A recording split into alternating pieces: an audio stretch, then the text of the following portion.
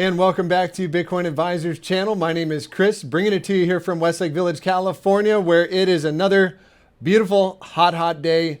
It's Monday in California. Welcome back to the week. And I'm going to give you the Monday morning Bitcoin market update here. I've got Bitcoin on the daily time frame. And what do we have here? We did hit the downside target of about 25,000. We did say, hey, if 34,000 broke to the downside, very likely the next target down 25,000. And I will put back on some of the major supports and go back to some of the lower term time frames. And what do I see here? Let's see if we have any divergences playing out. Typically that's a sell off the green 55. And we will have several drives of bearish divergence. Again, prices making lower highs and RSIs making higher highs coming from this point right here. So as long as Bitcoin is below 34,473 or call it 35,000, pressure is going to be onto the downside, even on our shorter term time frame, like a 4 hour. So again, why is that? We've got significant drives. That's 1, 2, 3 drives of bearish divergence, which could we argue that it already played out? I don't think so. I don't think that was really the move back to the bottom side of the range, which could come in around 27,585. And then what would we have on the other side? We would have that hidden bullish divergence where price is going to be making lower lows. So we got 1, 2. Yeah, we need the third drive to come down here somewhere around, just lower than this low, maybe around. Yeah, I do think we play out probably a shot to the bottom side of the range here around 28,000. And then if we can make a higher low here or and then come take out 34,000, I think that, come take out 33,000. I think that would give us the shot in the divergence needed to come fill the gap on the CMEs, which we've been talking about this gap here, coming in at 34 to 35,000 on the Bitcoin CMEs. And do we have any divergences playing out here as well? So again, RSI is making significantly higher highs, 1, 2, 3. From this point, going back here, wow. So we're going to have, major bearish divergence as long as Bitcoin is below that $36,000 level. That's kind of the area I would be looking at, 36,500 on the 4 hour. And if we did a bit of a retracement using our fib tool here, let's see if I can make the screen a little bit bigger.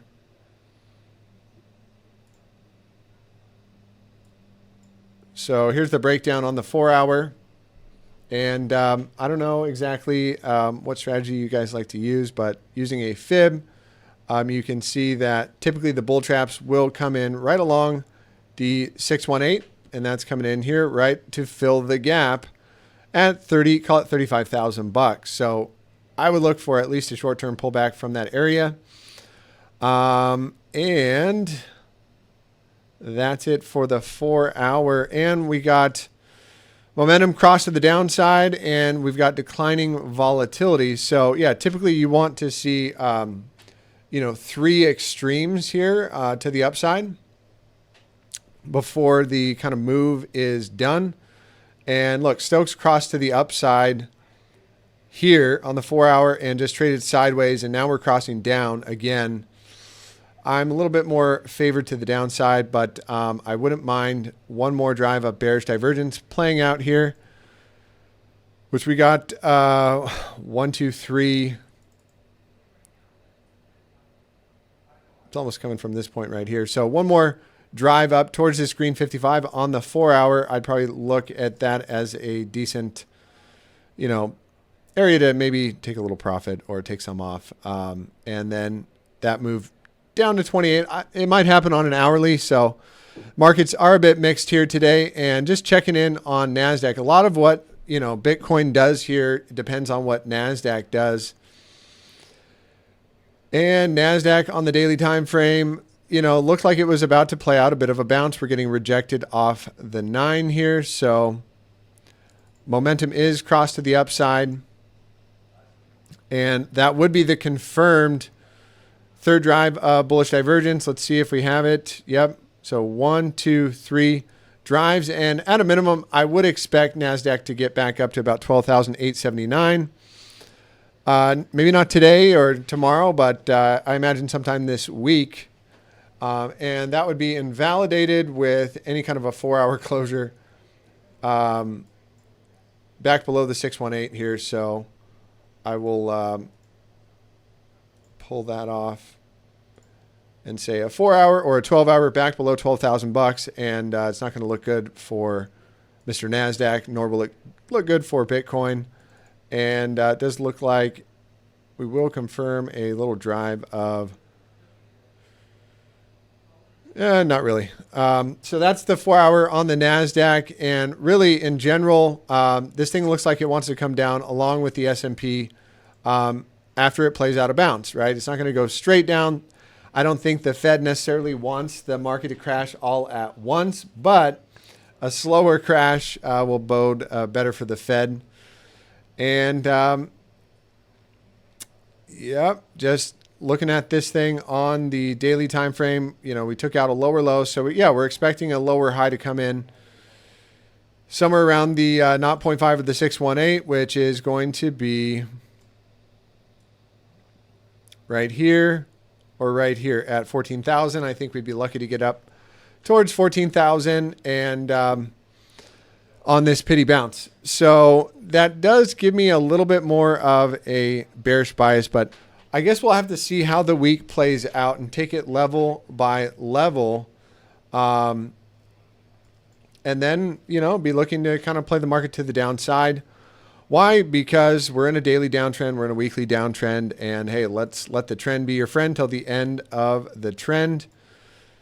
So even though we get a short-term rally, if I had to draw it out on a guessing table, maybe something like this, and then comes in at about 39,000. And if we put in a lower high there and then close back below the 382, that's going to look good for back below the 618. That's going to look good for, I'd say, kind of the next markdown, or at least a test back down into that $25,000 region. I don't know if we have enough open interest to break the thing down today, but typically you're going to get a bounce after you get after a couple of things. One, we've been talking about this for some time, the BBWP, and the daily was on a very low level just over the last week. And we said, hey, look, the last time it got this low, the average move is about 25% in Bitcoin's price action. And if you line that up actually from the low here, and we measure this out, that's about 35%. I think the high or the break was where? Right here. So off this high, that was 35%. So we were saying 25%. That was a 35% move to the downside. As volatility started to expand, you expect the price to go in the direction of the trend, and that's exactly what happened. And vice versa on the 5-day, we talked about as soon as this thing starts to expand above 20 percentile, that move is going to be lifting off. And that came right around here.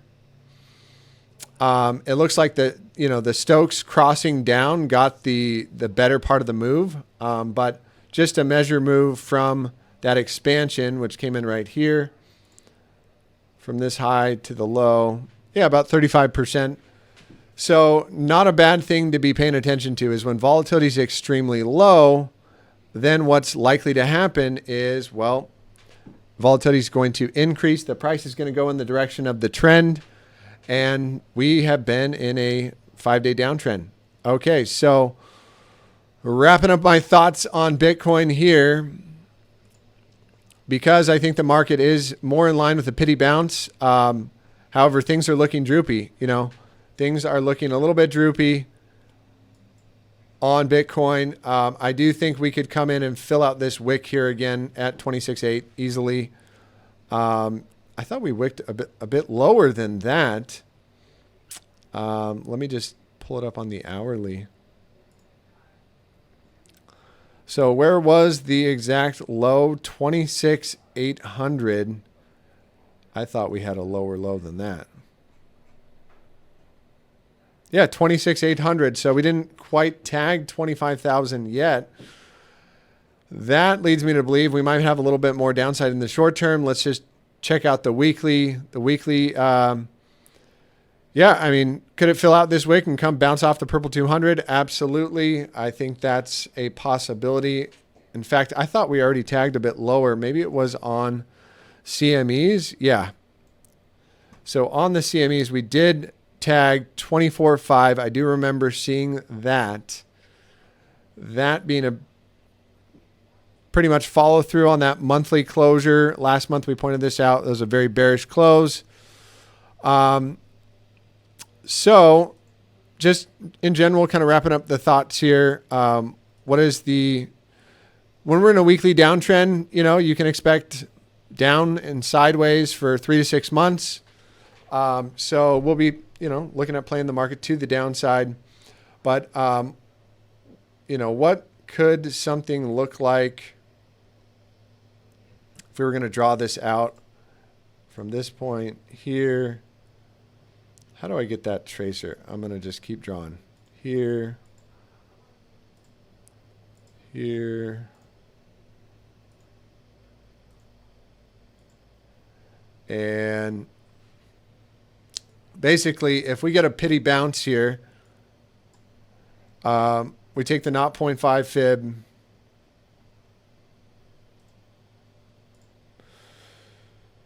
and we get a bounce up to the 382, you know, somewhere in that region. I think that's, you know, doable, and we could go as high as there. But as long as we are closing below, you know, really 45,000, 43,000 in that range, pressure is going to be on to the downside, especially on the daily and the weekly time frame. And basically, if you flip this around, this fib and this long-term consolidation, and you look at the downside target, wow, that is a little bit more on the brutal side. What if we just do it based off of closures? Yeah, that's a little bit more realistic, I think, for where a possible downside target could hit. If we get any kind of a weekly closure, you know, I'd say below 25,000, that would do it for me. And there's going to be some nasty bounces along the way, taking people out to the upside and to the downside. So do I think, you know, a little bit more likely to bounce here than not? Yes, but it's really hard to, you know, catch the falling knife here. Absolutely hard to identify exactly when the macro low is in, or if this isn't, in fact, a macro low. I personally don't think there's enough blood in the streets yet. I do think that we may get a bit of a relief bounce here.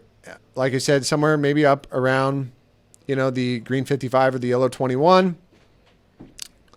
Something like that. And then, you know, when the Fed raises rates June 13th and 14th next month, another half a basis point rate hike. So they say that that might be, you know, the first kind of nail in the coffin when it comes into, you know, are they starting a recession or a depression? Is it going to bleed over in the housing market, into the stock market even more? But the charts don't lie. So we have our levels clearly identified. And that's what I'm looking at for right now. Don't forget, you know, hit that like button on the way out. Subscribe to the channel. Be happy to get you more updates and my thoughts, as there's going to be some massive volatility coming over the next few weeks, I do expect. Thanks and have a blessed day. Take care.